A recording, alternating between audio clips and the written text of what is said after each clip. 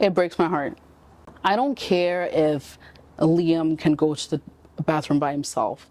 I don't care if Liam cannot feed himself. It's just stuff I'm used to now, right? I can feed him, I can change his diaper, but when he hits himself, that hits me the hardest.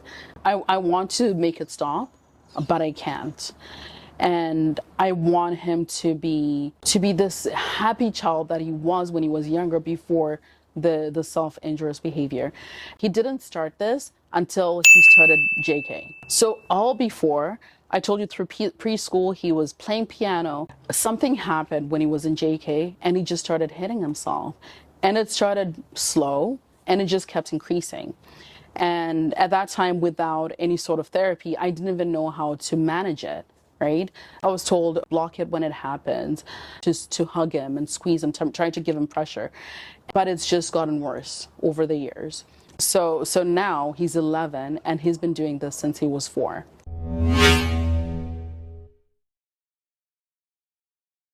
My name is Chenai. I am 41 years old and I have 3 kids. My oldest is Liam and I have Brianna and Michaela. I've lived in the Toronto area for about 18 years, give or take. My background is Zimbabwe. I was born in Zimbabwe and I moved from Zimbabwe right after high school. And I then went to university in California and then moved to Canada right after.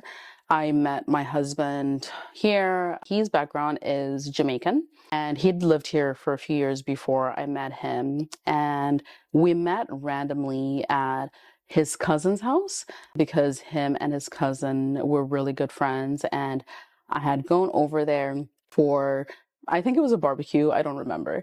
And we ended up just talking and I laughed so hard that day. I think more than I'd ever laughed in my life because he's a comedian. He's one of those people that he's the life of the party, always makes people laugh. So that immediately drew me to him.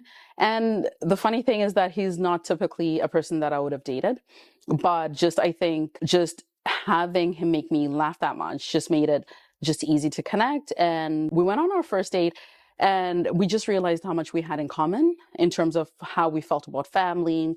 We talked about all those taboo topics that you're not supposed to talk about. We talked about religion. We talked about politics. We talked about kids, whether we wanted kids or not, and even topics such as abortion and stuff like that, right? So I knew where he stood. And I think up to that point, he was somebody who had been the most honest with me about everything about their background. So that's how we clicked. We moved in relatively early and there was an adjustment process, right? Because up to that point, I'd never lived with a guy and they're just little things, right? That is he leaving laundry on the ground kind of thing or, right? But I think from the beginning, I made a decision that little things would not annoy me just because it's a waste of time and life is too short. Shortly into that, we decided that we were going to have kids. But before we had kids, our life was very simple. We had the same interests. So movies twice a week, Tuesdays and Sundays. Movies was still cheap at that time. That probably ages me, but I think Tuesday night movies was $7. So we used to go to movies every Tuesday and every Sunday. And we used to watch every single action movie that was released, whether it was fun or good ratings, bad ratings. We also enjoyed taking drives, just spending time together. We were pretty inseparable, which I know sometimes people tell you you need to have space for yourself, but we always wanted to be around each other. So that was our relationship. So we eventually decided we've had our fun and we have the same interests, we have the same belief system. So it's time to have kids, right? So we started trying to have kids and it took a really long time for me to get pregnant the first time. And to the point where I started getting really sad about it, that something was wrong with me. Why it was taking me so long to have kids, why it was taking me so long to get pregnant. I finally found out that I was pregnant, I want to say in 2012, and it was amazing. I remember buying little baby stuff, buying a baby book, really excited about the prospect of being a parent. And then I think about 4.5 months into that pregnancy, I started getting contractions, right? I didn't know what they were. It was my first pregnancy. I just knew that I was getting cramps. And I the hospital, I think one of the times, and they examined me. They said everything was fine, nothing to worry about. I left. It happening. And then one random day, like this, I just felt weird. So I called my doctor, told that, oh, I weird. And then I was bleeding, and like, no, it's too early. You're fine. You went to the hospital. Everything is okay. And I think that weekend I was scheduled to travel to Jamaica for kind of vacation with my husband. It would have been the second time. I'm trying to think if it was the second time that we'd been to Jamaica. So the doctor gave me the all clear. Flew to Jamaica. On the plane, I still felt weird. Got to Jamaica, went to bed. Next morning, I noticed there was blood. Told his aunt, because we're at his aunt's house. Then they're like, let's go to the hospital. I went to the hospital, and when I went to the hospital, they examined me, and they told me that my water had broken. I didn't know what it was, and they told me that I'd already started dilating and that I had to be put on bed rest in Jamaica. So I was in this like strange in this place that I home. My parents were not there, my friends were not there, and I had to be on bed rest for a week, I believe. And then the construction started getting worse. And at that point, there was nothing that they could do to stop it. And I ended up going into labor. But at that point, I was just 23 weeks pregnant. And the doctors in Jamaica had told me that there was nothing they could do for a baby that was under 26 weeks pregnant because of their resources. And I remember my parents trying to find a way to get me back to Canada. Do anything, and they were told there's nothing. You can't transport her in the stage that she's at. So I went into labor, and I remember just being in this ward with like women that were pregnant that were waiting to give birth, and they didn't give me any medication. So there was no epidural, no pain medication while I was going through this, and like a very long time. Then eventually, actually started coming, and no doctors were coming, right? Like I could actually feel the baby. And that happened. The baby was still alive, still, moved to the point that that baby died. And at that point, the doctors came, and then they sedated me, and I guess I gave birth and came back to Canada with no baby. So at that point, like I said, I'd never had a baby, so I didn't know what was wrong. I didn't know what was wrong with my body. I was like, okay, that's fine. I went through a very sad time because at that point, like I said, I was 23 weeks, 5 months pregnant. I had all these expectations. I came back to baby books and baby clothes. And one thing that happened to me kind of changed the projection of my life and how I open up to people. Because I remember, my friends would have been there for me, but at that point they were not, right? I was getting off the plane, and one of my friends, the first thing that they messaged me was, hey, are you back? And I said, yeah. And the first thing they said was, can I get your quesadilla recipe, right? And no, how are you? I'm sorry for your loss. How are you feeling? And I was like, okay. And I was like, okay. And at a B. And then at this point, I opened up to my friends. I told that, I need them, and they were not there. And, my friends explained that when she's going through something, she wants to be left alone. So she thought that's what I needed. And I understood that, and that's fine. And then I also had a conversation with one of my friends who said to me, I know what you're going through. I just had an abortion, which was, for me, that pissed me off, right? Because I feel as if an abortion is a choice, right? It's not always necessarily, but, in a situation, I thought the abortion was a choice. And with me, I lost a baby with no choice. So I think at that point, it was just myself and Brian, right? My partner. We decided to rely on each other. And after a while, I tried to get pregnant again. I think at that point, it was driven by, I want to replace the baby that I lost. It wasn't about, I just want to love a baby. It was more, I just lost a baby. I want to replace that baby. But my Thinking kind of shifted eventually. And then I did find out I was pregnant, and this was in 2013. And that's when I got pregnant with Liam.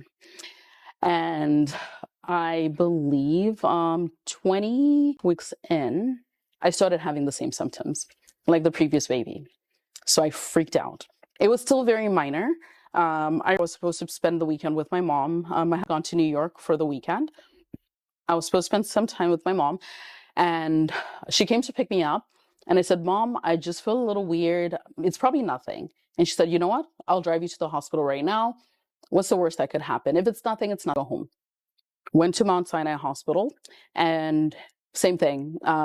Chenai, you're dilated. We have to try to keep you on bed rest. So I was like, okay, very emotional.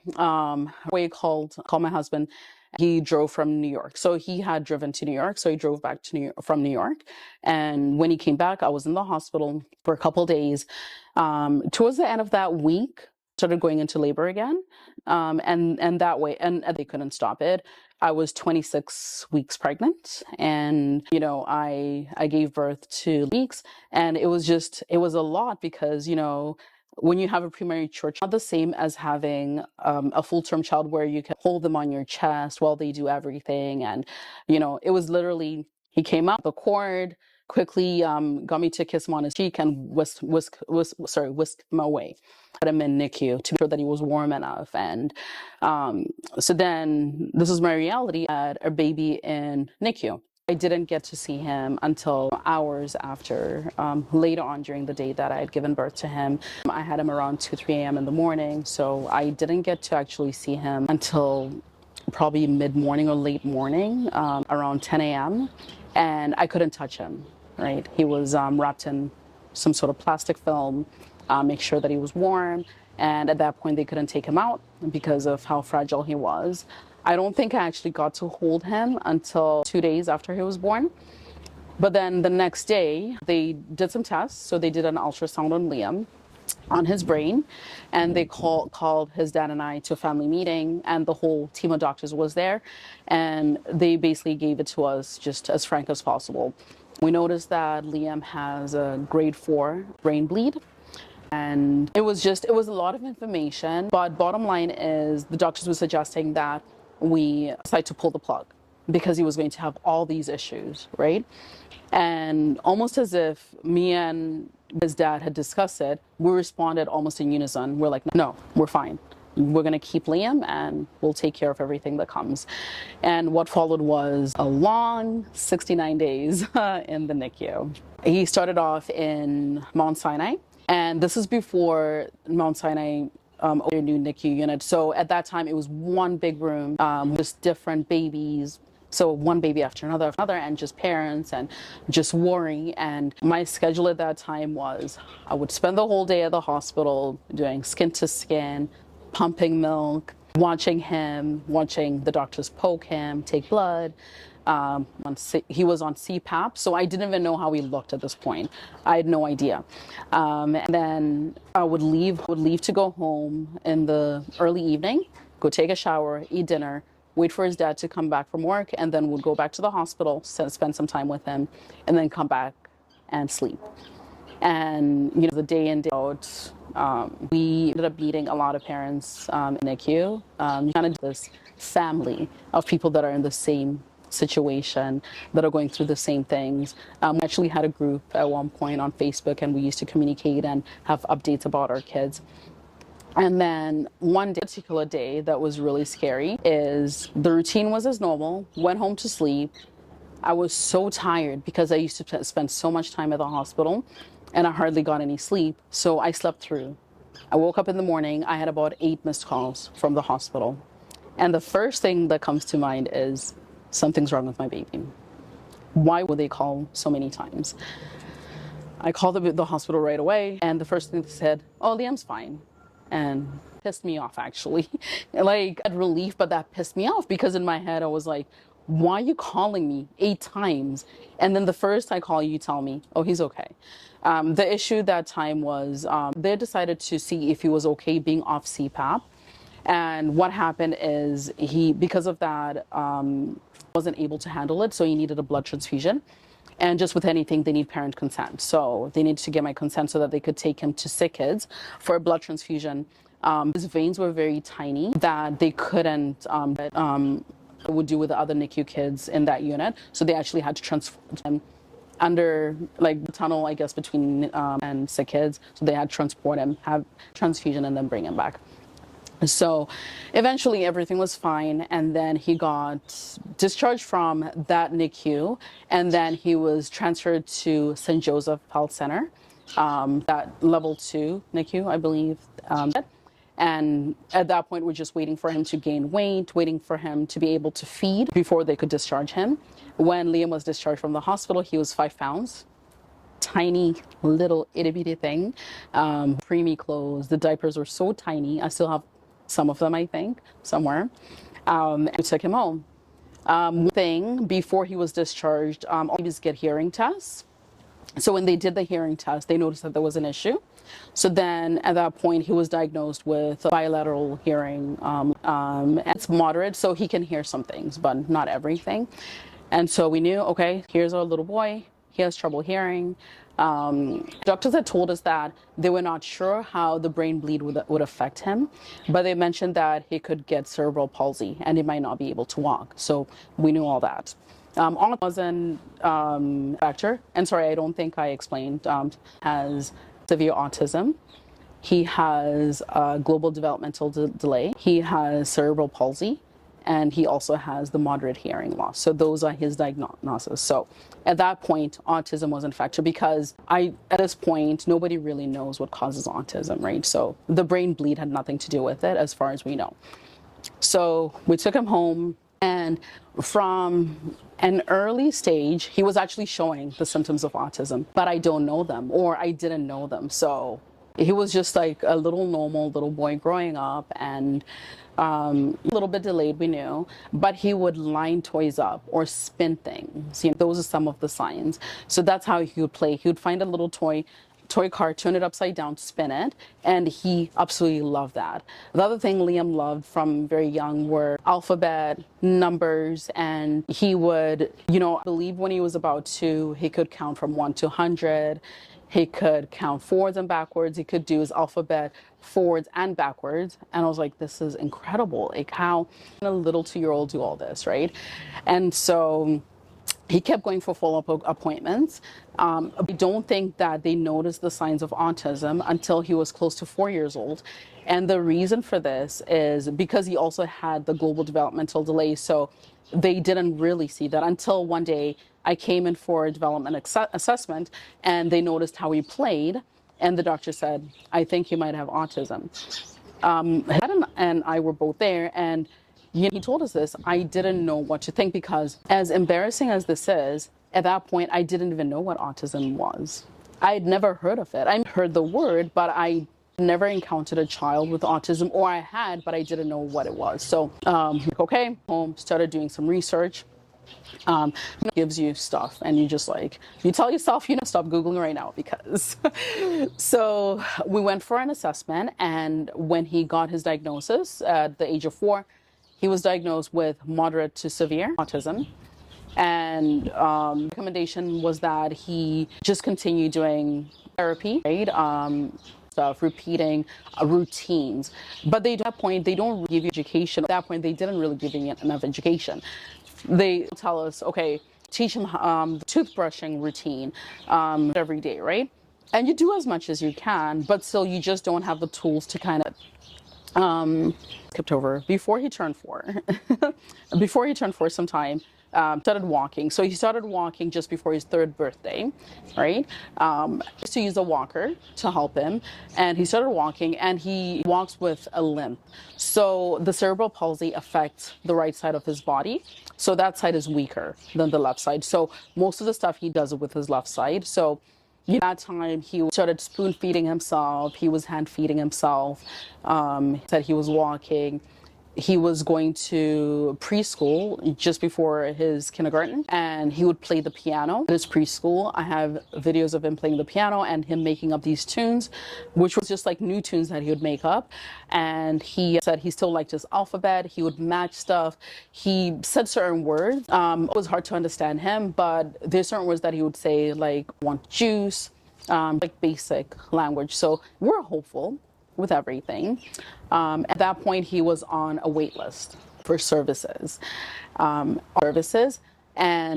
that wait list was, we stayed on that wait list and waited and waited and waited. Then the government, Ontario government changed and a new was put in place. And with a new program, I believe they were giving parents of children 0 to 5, $20,000 annually, covered therapy, and over 5 was $5,000. It's either 5 or 6 years old, I'm not sure. At that point, Liam was still under the threshold, but we still had to wait to get that funding. And the problem with that funding was that it didn't take into consideration what needs your child had. So whether you were high functioning, a child was high functioning autism, or a child with low functioning autism, the funding was the same. But then what do you do when your child is low functioning? Like, how do you pay for it? So I remember to Queen's Park for protest. It was my birthday. It was freezing. I will never forget that day. And you just felt good being part of that protest. But at the same time, not thinking that anything was going to change. Eventually, I think with a lot of push from other parents and activists, the government changed the program that's now in place, where your child is 0 to 6. I think it is 6 years old. I'm not sure. You get $60,000, and then after that age, it's $41,400. Something. I'm not sure of the exact numbers. Pay for therapy, and it seems like a lot of money, right? The problem is with Liam is low functioning, and what I mean by that is Liam needs help with 95% of everything, right? Morning, his dad gets him up to get him ready for school. His dad bathes him, his dad dresses him, he wears a diaper, right? A toilet, so he doesn't take himself to the bathroom. He wears a diaper, and we have to walk him down the stairs, and he has to wear a harness to go to school. If you make him sit on a car seat or in a school bus, he folds himself up and he doesn't sit upright. So it gets really dangerous. Harms himself. So he has self-injurious behavior. He either bites his arms, he pinches himself, or he hits himself constantly. And when I tell people constantly, I don't think people realize what I mean by that. So if nobody is holding Liam's hand, and mostly his left hand, or if Liam is not at home with blankets all over his arms, he's hitting himself to the point where he has a permanent bruise on the side of his face. Like, you can look at him, you can see he has a bump on his cheek, and he has this, and he can't stop it, right? He knows it hurts, so he cries when he does it, but he can't stop it. And it's hard for even me as a parent. I've lived through it. I've sat with therapists, with doctors, and they've explained what it is. It's stimming behavior, and he can't control it more than anybody that has a habit of biting nails or tics or anything like that, right? It's the same thing. But still in my head, sometimes I think, you're hurting yourself. You can't stop yourself. Why don't you, right? Which is kind of fair, but in my head, that's what I think. And I know that he can't. So that's one thing that deal with on a daily basis. So, like I said... Can I interject and ask a question? As a parent, I know you go through so much every day, and he's doing things like this. How do you feel? Like, how does that... I know you feel like you want to go in and help him and know that he can't help himself, but how does it make you feel when you're... It breaks my heart. That's actually, I don't care if Liam can go to the bathroom by himself. I don't care if Liam cannot feed himself. It's just stuff I'm used to now, right? I can feed him, I can change his diaper, but when he hits himself, that hits me the hardest. I want to make it stop, but I can't. And I want him to be this happy child that he was when he was younger, before the self-injurious behavior. And I skipped that part all over the place, but he didn't start this until he started JK. So all before, I told you, through preschool, he was playing piano, saying out his alphabet, playing, and he liked being around, running around. Something happened when he was in JK, and he just started hitting himself. And it started slow, and it just kept increasing. And at that time, without any sort of therapy, I didn't even know how to manage it, right? I was told, block it when it happens, try to hug him and squeeze him, try to give him pressure. But it's just gotten worse over the years. So now he's 11, and he's been doing this since he was 4. Is this something, have there been other scientists or people involved in his care that have indicated how this transpires, and if there's any other way to assist him? No one knows. It's just one of the stimming behaviors or self-stimulation that kids with autism do. Some of them flap their arms or walk around in circles. Some of them are very vocal. So Liam makes noises sometimes as well, but it's just part of one of the behaviors. So it's a behavior that he has, and there's no explanation for it. So there's no, he got upset, that's why he started hitting himself, even though when he does get upset, it increases, right? But in general, even when he's having a good day, he'll still hit himself. So it hasn't been. Do you find that there is support to help parents walk through this journey, or is it getting better? What you work on the brink with the protests to get the government to do more. Is there actually, are you seeing that there is more improvement in the supports for families? So because I've been a parent of a child with autism for a shorter amount of time than most parents, I can only comment on what I have seen so far, right? And I think that the program that's currently in place is a little better, but I think more could be done. If it were up to me, I don't want the money, right, for his treatment. But if he was able to go and get therapy with an applied behavioral therapist every day, and that would be covered by the government, I'd be happy. I don't need to see the cash. The money helps. So for example, because of his age right now, he qualifies for just a little over 40,000, right? Just to put it in perspective, Liam needs daily therapy, and I would say at least 7 hours a day, like a school schedule. The 41,000 can cover 4 hours, 3 days a week in the year.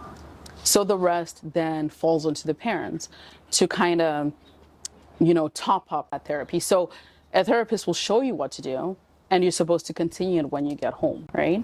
And you have so many other things exactly to deal with. Because one thing I mentioned before, that I have 3 kids. So I have an 8-year-old daughter and a 3-year-old daughter.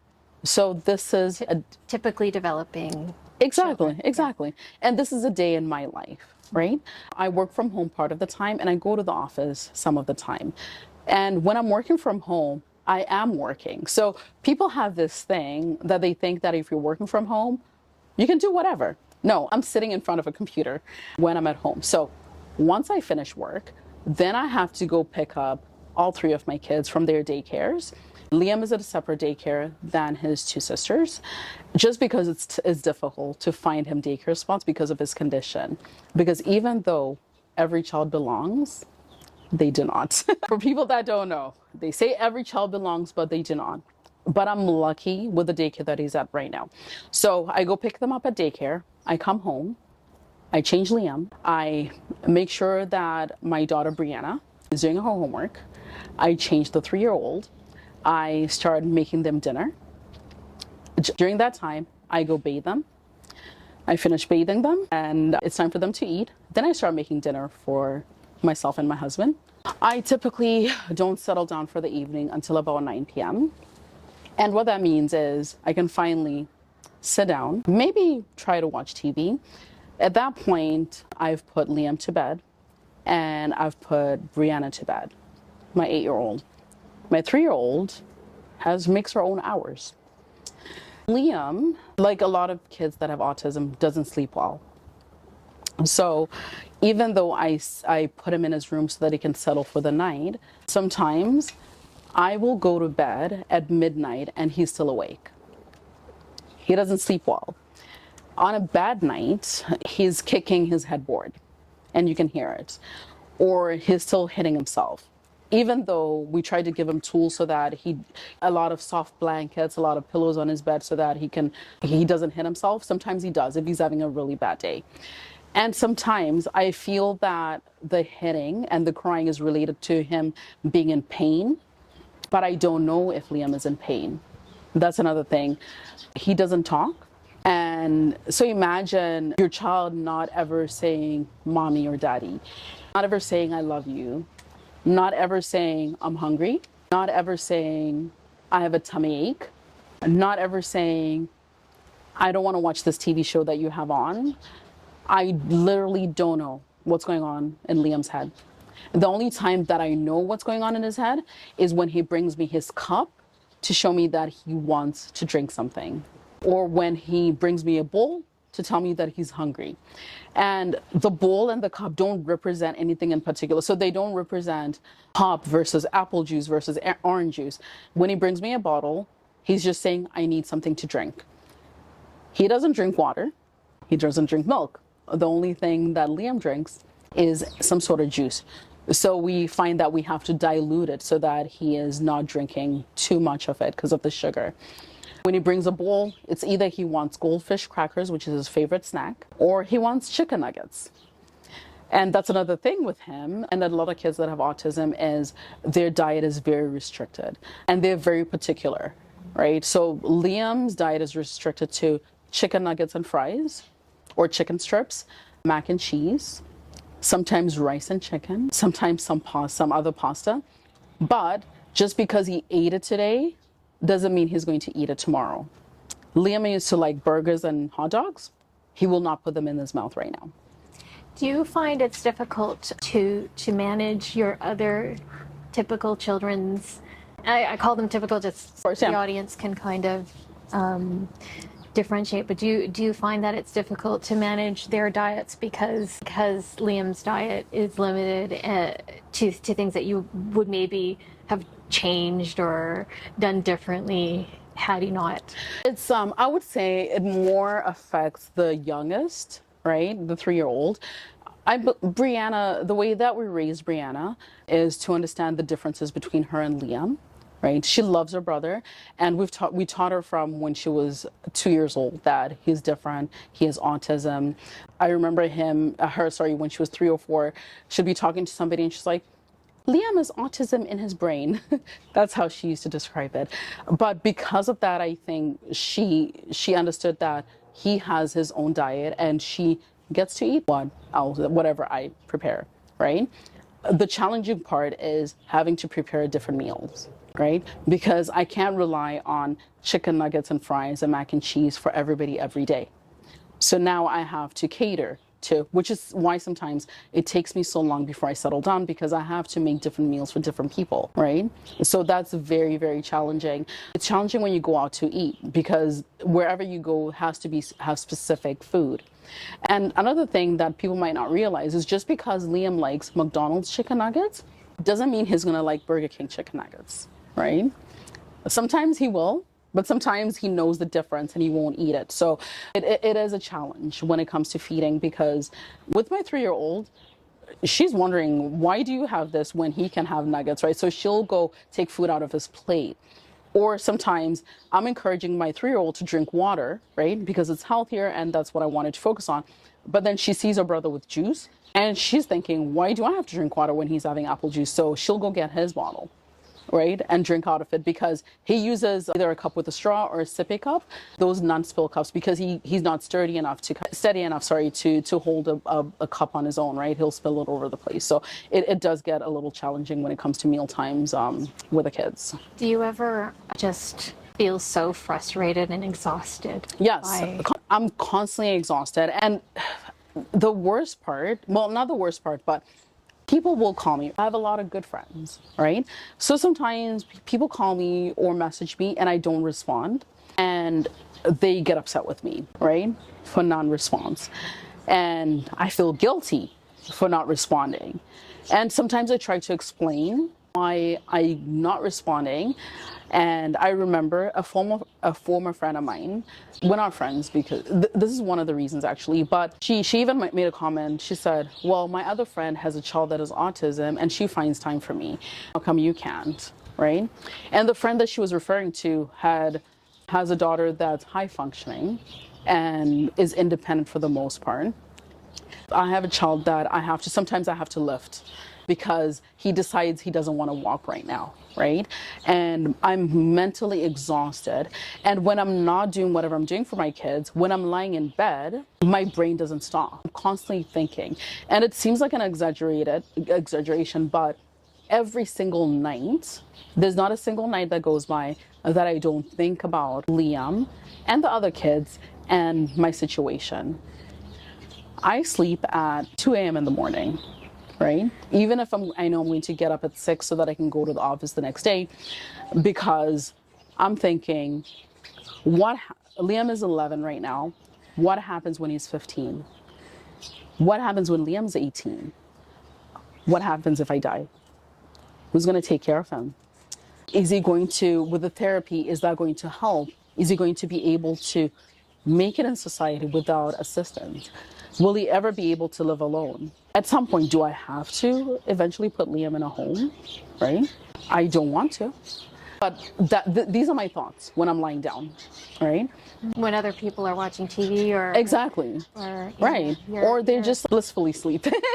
This is almost on a daily basis. My mind is going. Well, I think that's sometimes the misconception is, or the one thing that maybe people don't realize is that when you have children and they are healthy and they're okay, there is the idea that they'll be independent one day. You're left with the idea of how do you set him up, because there is the questions of whether they're going to be independent one day. Yep. And I know there's information out there, but it's also overwhelming. There's just so much stuff you have to think about. Autism is not Liam's only diagnosis. He has cerebral palsy. He has a hearing impairment, right? He has a developmental delay. And you get to a point where you're overwhelmed. And then you start feeling bad as a parent because sometimes I feel like I'm not doing enough. This is my fault. Liam should be further along with his development, but I don't have time for him, right? I try, but I'm working. I can't afford to quit my job and take care of him full time. I wish I could. So I'm at work, he's at school, he comes back. I have to pay attention to the other two children as well when I'm doing meal times and bath times. And by the time all that is said and done, it's bedtime. And I don't have a moment to sit down and spend an hour, 2 hours repeating stuff so that it sticks in his head. So then I blame myself because what am I doing as a mom? Why am I not spending more time with him? Why am I taking that time for myself to sit and breathe and watch 30 minutes of a TV show, right? Because you can't do it. People do this as a career and then they leave at the end of the day and they go to their lives and they can take a break from it. Yeah. And for you, that's constant. And you're a very well-educated woman. You have a really great command of the English language, so you can navigate through these systems. And there are still others that have it even worse than that, that have more children, that aren't able to hold a great career, who haven't had and it's still hard where you're sitting. Yep. So that's why I think it's really important that we share this. I think it is. And even that brings guilt. You brought up a great point. There are other people that are struggling even worse than I am. And so sometimes, even me speaking on how I feel, and I actually feel guilty because I feel like, oh, I don't have it that bad, right? That's not why I mentioned it, but... No. I know, but it's something actually I was thinking about it. Sometimes I'm just like, I don't have it as bad. There are parents that have worse situations. And I know we're not supposed to compare situations, but for me, I don't want to allow myself to feel bad for myself for taking care of Liam, because at the end of the day, I wouldn't change him for anything. There's times when I've sat down and I've thought, what would it be like to have all typical children, right? And I've seen my friends or family that have all typical children, and I see their lives, and they have challenges, obviously, but I ask myself that, and then I said, but then it wouldn't be Liam, right? Because then that's all I know, and that's who I love, and I think my life is where it is because of Liam, right? There are times that I have guilt because I wonder if I set my son up for failure, right? That first meeting at the hospitals when the doctors were saying, maybe we should just pull the plug. These brief moments, I think, is that what I should have done? Because then he wouldn't be struggling.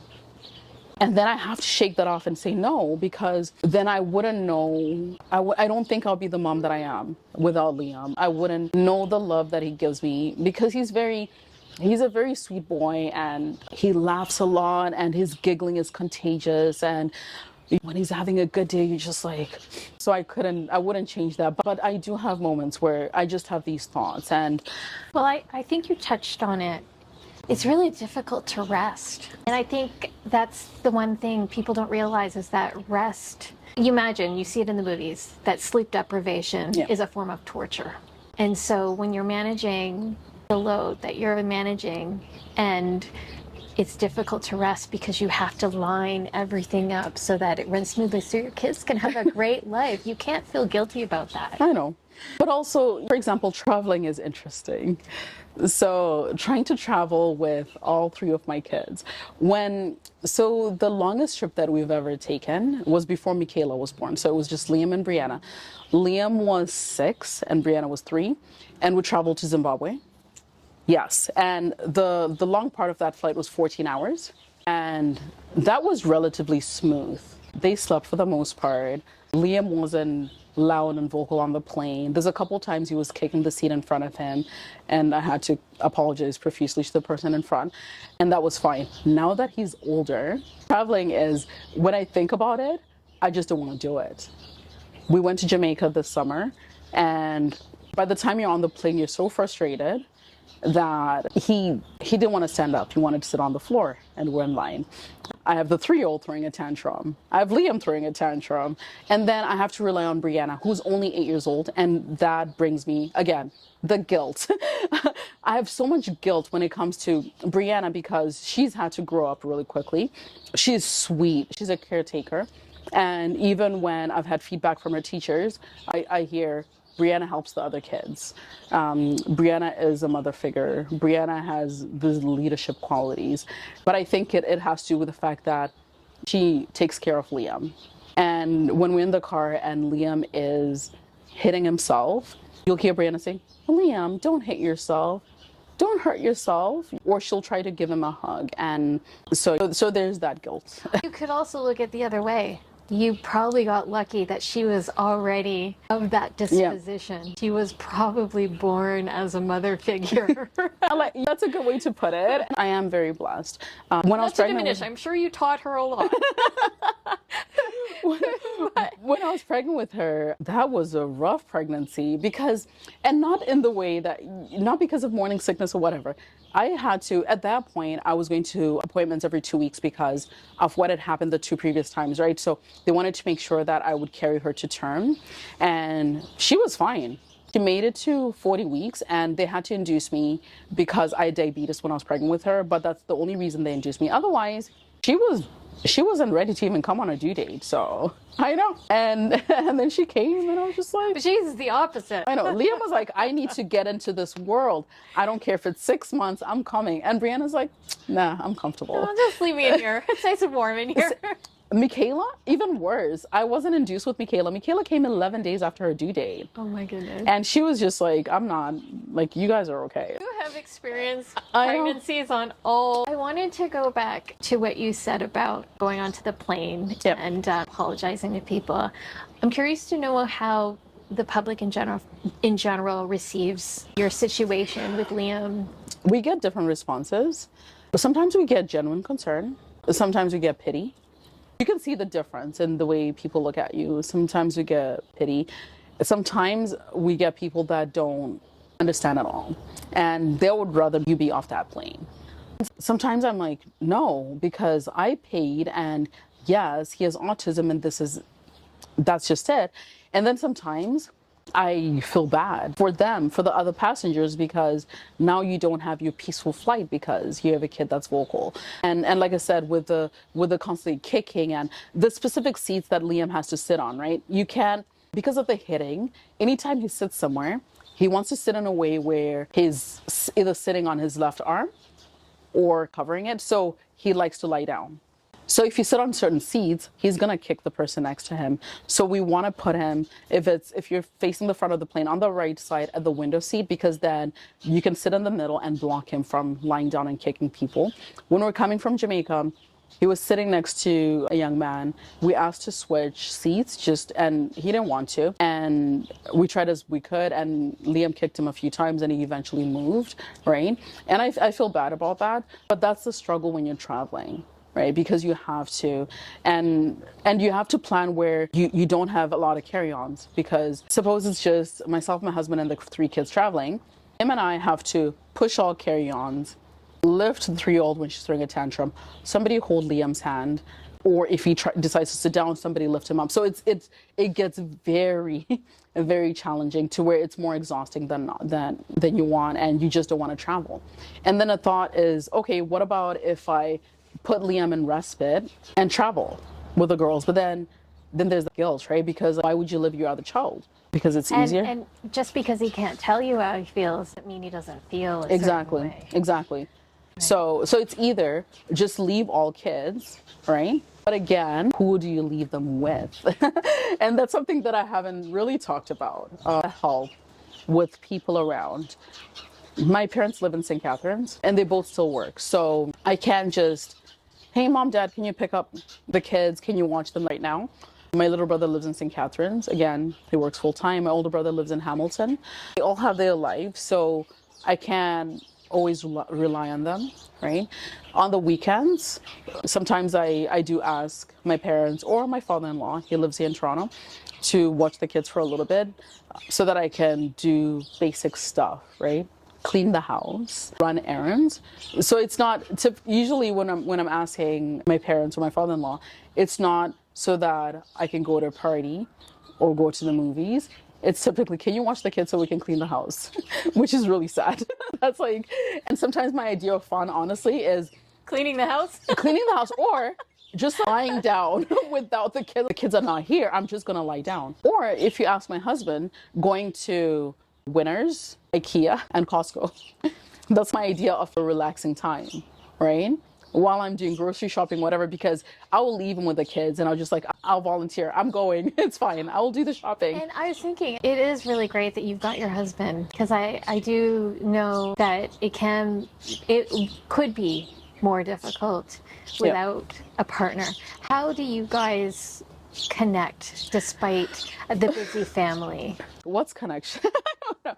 It's harder now, right? Because first of all, our work schedules are slightly off. So he leaves for work around, I want to say 10, 11 a.m. in the morning, and he's back around 8 p.m., 8:30, right? I work from 8:30 till 5. So when he comes home at 8:30 or whatever it is, it's usually time to eat dinner. And his job, he does a lot of walking and stuff at his job. So after we have dinner and he lies down, he falls asleep. He just passes out, right? And then for me, I'm also tired. So it's kind of hard to have that same thing that we had before kids, or even when Liam was a little baby, because then we set aside time for said movie dates, or let's just go to dinner, Now it's not really a reality. Let's go to dinner. Either we're carrying all the kids. We know that Liam is going to have an uncomfortable ride in the car because he has to be on harnesses, or he's going to try to hit himself. When we get there, he's not going to be comfortable in the seat or the booth.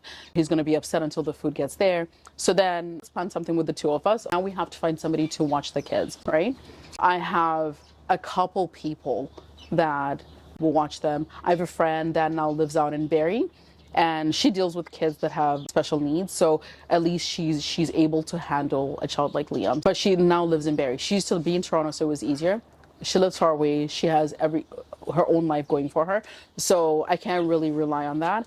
I know there are people that will say, hey, I will watch the kids for you, but I don't think they realize what it's going to take, right? It's easy enough to say, I'll watch them. But I've had a couple people that we've asked, and they were so overwhelmed that they had to call, so that would have to come back from whatever date so that we could take over. So then at some point, just like, there's no point. The only people that are going to watch the kids are my parents or my father-in-law. That's it, right? My mother-in-law is in a different country. If she was here, I would rely on her too, but she lives in England, so I can't really rely on that. So that part gets really... So basically between me and him, it's been us. It's been me and Brian through everything. He's hands-on with Liam. So there's nothing he wouldn't do. He will change diapers. He will bathe him. That's great. So he's not... There's some man who like, okay, I will feed him, but I won't do this part. He'll do everything. And honestly, even when he's tired, if I call him or he calls me on his way home from work and I say, I am exhausted, he says, I'll come and bathe the kids or whatever it is, right? So he'll take that on, which I appreciate. So that's our connect. Being all about the kids. That's pretty much it. It's kind of... Well, it sounds to me like you're both aligned with what family means. And if you aren't able to connect as much, there is a connection that happens when you're both doing it for the same cause. So that's beautiful in itself. But I understand it's not the same kind of connection. No. The struggle with that is, okay, what happens if, I don't know, one day Liam wakes up and he's like, hi, Mom, Dad, I'm cool, I'm good. What happens then? Because then, are we the same people? We're still able to have the same kind of fun? I think about that a lot, right? What happens in that sense? So I'll ask you, exactly how do you think this has changed you, this experience? I think I worry more than I did before. The bird. I wanted to say hi. I think I worry more about everything. And generally, he's the type that he doesn't worry as much, right? And so sometimes when I bring up concerns, he might not understand why I'm concerned about that, right? For example, if I'm worried about what happens in the future, he'll be like, but it's today. Why are you worried about what's going to happen in 5 years? And then I can't stop. So I think I've started to worry a little bit more. I've always been emotional, but I think I'm more emotional. I think I've become maybe a little more dependent on him because I feel like he's the only one who understands that struggle. And so I don't think it's necessarily a healthy thing to be just super, because I almost feel like I'm just needy when it comes to him, right? Because you're the only person who understands this, so I'm just gonna push everything on you. I think that's how it's changed me, how it's changed my personality. Like on the outside, when I'm dealing with everybody else, I'm a very positive person, right? At work, I'm always smiling. I try to greet everybody with a smile. I don't let what I'm going through at home affect anything that I do at work, so I don't bring that. So I could have been crying at this moment. The moment that I walk into the office, I have a smile on my face. So I don't know if it's just I've become good at hiding my feelings or whatever it is, but I think that's who I've become. Where do you think that resilience comes from? I think just growing up, I think just having to be, I don't know if it's an expectation, but I feel like I always have to be strong for everybody around me, right? And that includes, I'm talking my mom, my dad, my siblings. When they're going through something, I feel like I'm the person that has to be there. And I joke around with my siblings and I call myself the family manager or the boss, and I tell them that what I say stays, and they know I'm bossy. So for example, if they say Thanksgiving, we're doing Thanksgiving at this house next week and this is who's cooking, that's pretty much it. But I feel like I always have to take care of everybody else. Well, that's why you're really good at it. That's an opinion. What do you think is one of the biggest lessons that you've learned? That to take a moment and with other people, really, you don't know what everybody's going through. So I feel it's taught me to sometimes take a step back, really listen. Sometimes people are trying to talk to you about what they're going through, and a lot of the times we're just worried about what's going on in our lives and go, go, go. I think this has taught me, because I've gone through this, and sometimes I keep a lot of it to myself, but I think it's taught me to realize that there are people that are also might be keeping things to themselves because they don't feel like they have an outlet. So it's taught me to take a moment, take a step back, just be a little more gracious towards other people instead of jumping to conclusion about things. Right? And if you were to have a conversation with your younger self, what would be one of the things you'd like to share with her? Life is unpredictable. Even when bad things happen, it's not always in your control. And the important thing is to flip it around and look more on the positive side of things. It might be difficult, but just try to focus more on the positive. Because this life, it is short as well, right? It's unpredictable, but it's short, and just focus on the positives. So even with Liam, I try to focus on the positive side instead of thinking, why me? So I think I'll tell my younger self, things you're worried about, psh, you're worried about what? A boy? Grow up. You know what I mean? He did what? He broke your heart. That's not important, kind of thing. What is the one thing for you that keeps you going? The one thing that keeps me going is knowing that I was made a mother for a reason, right? As much as throughout the conversation, I said, you look at kids that are typical, and I have all these challenges. I feel like there are parents out there that are not able to have kids, that are heartbroken because they've just been told that you'll never be able to have kids, or they've just lost a child. And I think the one thing that keeps me, I know that I was meant to be a mother. So regardless of what difficulties I have, that's one thing that I could never regret, and I would do it again. I don't think I could ever wake up and say, well, because this happened, if I was to get another life, I would not have kids. I would still have kids. I think it's still a blessing regardless. It's amazing. You're amazing.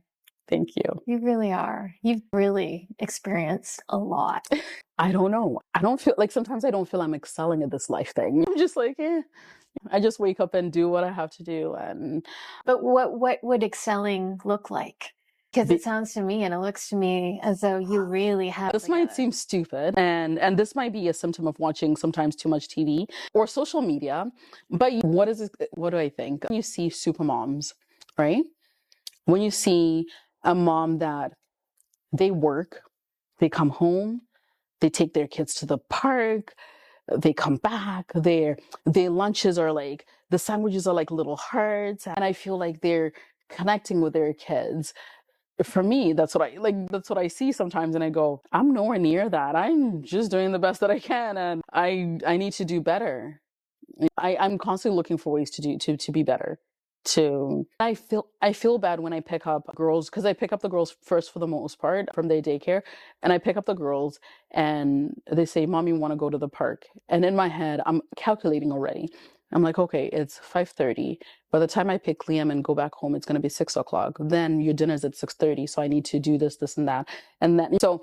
I'm like, if I take you to the playground, that means that we're going to go past 6:30. And then by the time I get home, it's going to be 7. And then your dinner's late. And then you're going to go to bed late. And then I'm a bad mother because kids are supposed to be in bed. Oh, I can't help it. You see, apart from this is me after I turn the lights off. That's my head. I can't stop it. Apart from worrying, what Liam is going to do, is he ever going to fall in love? Is he ever, apart from that, I'm constantly like, how do I become a better mom? What do I do? How do I give the kids what they need, right? I wanted to ask you, can Liam show you love, and does he show you affection, or what are his ways of communicating? So very rarely. So sometimes he'll lean into you. And you can hug him, right? He'll smile. Or sometimes I'll say something and he'll smile. I'll be like, "Hi, good morning, Liam. How are you?" And he looks at you and he smiles. And I want to think that's his way of communicating back to me and saying, "Hi, Mom, I love you." I don't know if that's what he's thinking, but that's so he has moments like that. where he does that. Wow, that's beautiful. It's nice that you recognize that's he's showing you. In his way, yeah, he is. It's a lot. And honestly, I didn't think I would do this. In fact, when you proposed it and when you talked about what you were trying to do, I really struggled within myself to talk to you, because when it comes to my experiences, especially emotional experiences, I'm very closed off, because I feel like the moments that I've been able to open up, I haven't had the support that I needed. And so that pain is like next level. And it's not a type of pain that I like to go through. So, I've just decided to kind of keep things to myself, and none of that is me being ashamed of the fact that I have a child that has all these diagnoses. Like, none of it is that. It's just that, so what next? So I tell you that I'm struggling because this is what I need. As a friend, are you going to be able to kind of give me the support that I need? Or as, so I'm actually happy that I did this. It's a little therapeutic, I think, because you kind of put it out there, and then I know that other people are going to see my story and maybe get a little glimpse of my life and what I go through, right? It might not be the whole picture, but I try to share some of the stuff that I go through. So I'm really glad I had this opportunity. I'm glad that you sat with me. And I'll tell you, I think it's okay to protect yourself and to protect your heart. And when you're willing to open up, that's okay too. It's that's what this show is supposed to be about. It's about the parent. Yep. And their their stages of healing. Yeah. Right. Because there is a healing that has to come from this. We grieve. Yep. We're grieving the healthy child that Yep. we've never had. And so, but we're still living Yeah. in this grief. And that's what I really wanted to share with people. They might not get it today, and they might not get it from, the 100 to 100,000 people that I sit down with. But I think that everybody has one more thing to share. Yep. That's going to shift how people see these experiences. And if it's not to really lend a helping hand or sit there and take care of the kids, maybe it's just if I see you on the street, it's like yeah, Mama, you got this. You're yes. doing it. Go ahead. Yeah. You're doing it. And I hope that people that have friends that have kids like Liam, or they give the parents a little more grace. So to understand that they didn't return your call, not because they don't care, but maybe because they just had a difficult day, and sometimes you just don't want to interact with the world. So I just hope other friends of moms like me can kind of see that and realize that. Well, I think what some people don't realize too is that our friendships are really for us. Yeah. And if I haven't reached out to you, it's because I haven't had time for me. I know. I have not even had an opportunity to get to that time for me where your friendship is so deeply important to me. Yeah. And that's also another thing that I'm hoping people will kind of be like, oh, okay. Yeah. Right? This was never about the friendship. This is I'm in crisis. Yeah. That's a good word, actually. You're not seeing. It's a good word. It is. Yeah. That I'm actually in crisis, and I can't say that because I haven't figured that quite out. Right. Yep. But I'm not saying you have to lift things for me, but sometimes a little distraction's okay. you know, and I'll see your effort, Yeah. right? But I'm so preoccupied with all of these daily minute to minute things that prevent me from communicating that. Yeah. Right. And we're all learning, man. Yep. We're all Well, learning. eventually, I know, even I'm learning, you know, but like I said, by watching, you know, the other videos, I'm learning like what the other parents are going through as well, right? It's different. You know, some of it is so similar, but then some of it I could never understand. So you kind of have to like tell me what you need from me kind of thing, right? Like so that I kind of understand like what your needs, right? It's hard. It's so funny because I always tell people, I'm like, as much as you, it's like you can see the beauty in the experience, you still feel like it's a nightmare you're never going to wake up from. Yeah. Oh yeah. You know, there's that just lingers there. Yeah. It's like, you know, when you're watching a movie sometimes and you're just like, oh my God, this is like, I'm in the movie, and then the movie's over. And then you like get up from your seat and you're like, go back to your life.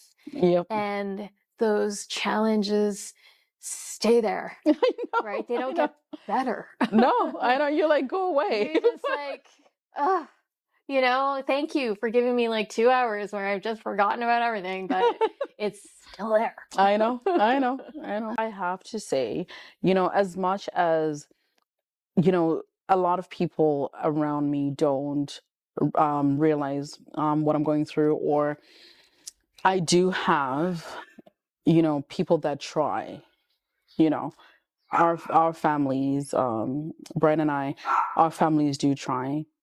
My parents, his parents, they're constantly thinking of the best way to support, right? They might not be able to fully understand or to fully support, but you know, they try. And I do have friends that I have some friends now that are starting to understand, and they have given me a little grace. So, you know, for those, yeah.